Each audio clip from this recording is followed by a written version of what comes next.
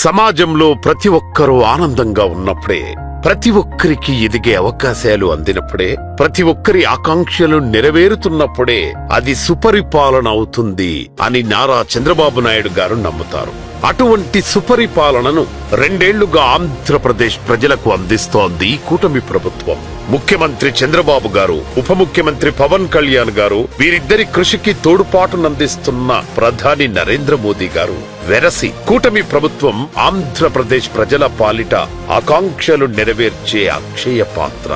ఏ సంక్షేమ పథకమైనా పేదలను పేదరికము నుండి బయటపడేసేందుకు ఉపయోగపడాలన్నదే చంద్రబాబు గారి సిద్ధాంతం. ఆ మేరకు రూపొందించిన సూపర్ 6 పథకాలను సూపర్ హిట్ చేసిన ఘనత కూటమి ప్రభుత్వానికే దక్కుతుంది. ఈ రోజు గర్వంగా చెప్తున్న సూపర్ 6 సూపర్ హిట్.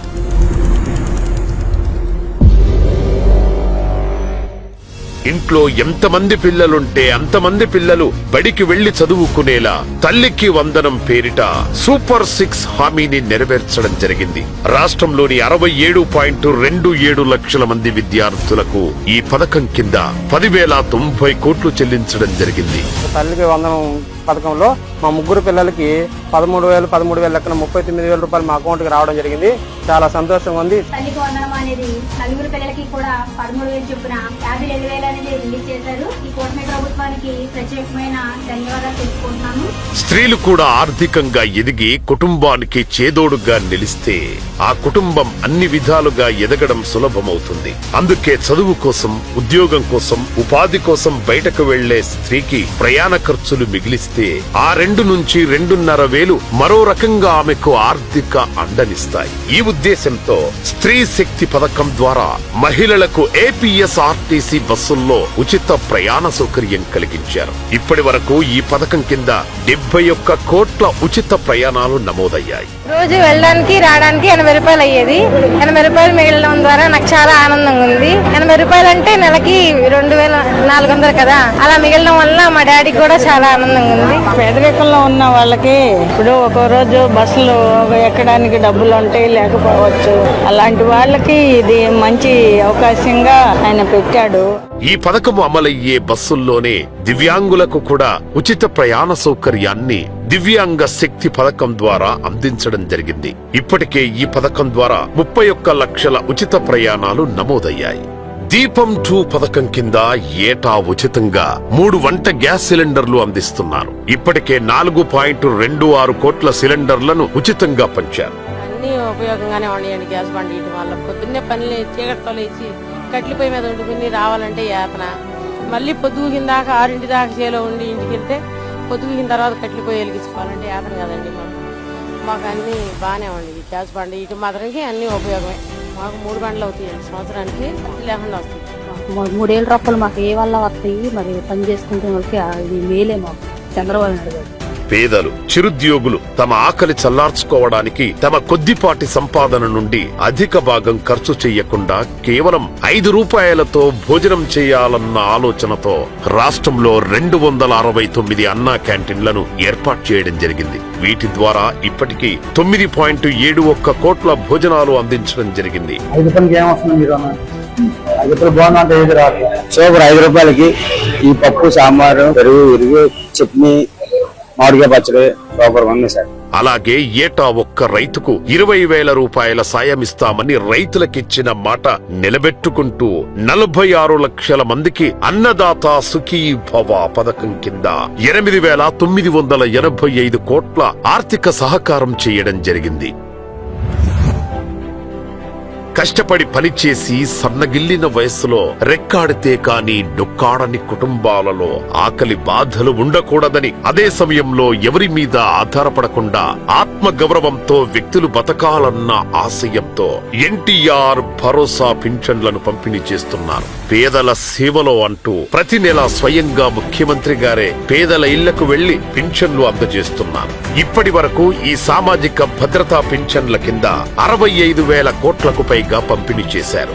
ఏడాదికి 2 నెలల వేట నిషేధ కాలంలో మత్స్యకార కుటుంబాలు ఆర్థికంగా కష్టపడకూడదని ఏడాదికి 20,000 చొప్పున 1,25,000 మంది కుటుంబాలకు మత్స్యకారుల సేవలో పథకం కింద 250 కోట్లు అందించడం జరిగింది. అలాగే ఆటో డ్రైవర్ల సేవలో పథకం కింద ఒక్కో డ్రైవర్ కు ఏడాదికి 15,000 చొప్పున 2,90,000 మంది డ్రైవర్లకు 436 కోట్లు పంపిణీ చేయడం జరిగింది.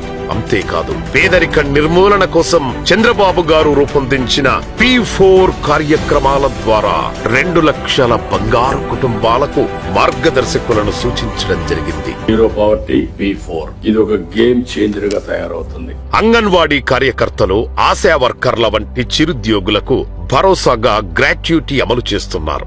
అలాగే గత ప్రభుత్వం నిలిపివేసిన NTR బేబీ కిట్లను తిరిగి ప్రారంభించి బాలింతలకు అందిస్తున్నారు. పేదలకు ఇప్పటికే 5.5 లక్షల ఇళ్లను పంపిణీ చేసిన ప్రభుత్వం మరో 5 లక్షల ఇళ్లను నిర్మిస్తోంది. గత ఎన్నికల్లో బీసీల అభివృద్ధి కోసం కూటమి కొన్ని హామీలనిచ్చింది. వాటిని నిలబెట్టుకుంటూ గీత కార్మికులకు 10% మద్యం షాపులు కేటాయించారు.